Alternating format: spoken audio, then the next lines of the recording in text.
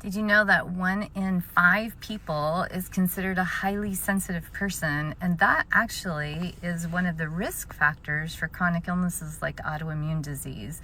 And also things like fatty liver, poor detoxification, any of the things that are chronic. So let's talk about what a highly sensitive person is. Hi, I'm Dr. Keisha Ewers. I'm a nurse practitioner and with a PhD, and I'm a therapist as well as integrative medicine, and I help people reverse autoimmunity by getting at root causes. And I found that there are certain kinds of people that are more prone to autoimmunity. This is definitely my story. I reversed rheumatoid arthritis for myself 30 years ago, and I'm a highly sensitive person. So let's talk about those key signals of what being a highly sensitive person is.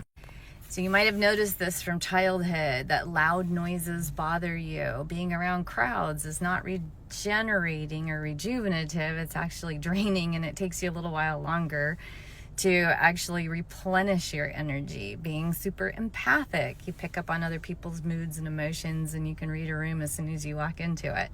These are all parts of being a highly sensitive person. Loud noises startle you, bright lights can get to you. So a lot of times people will say, well, I need to guard my energy or boundary my energy really well. Actually, there is a way that you can make yourself more resilient from the inside out. And that is making sure that this is something that an old Buddhist teacher said hundreds of years ago. By the name of Naropa, he said, instead of expecting the whole world to be covered in leather, rather put your own shoes on first.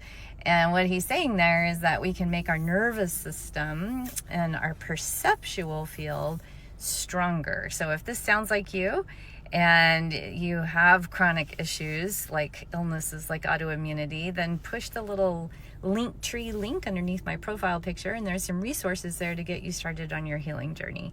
It actually can be done.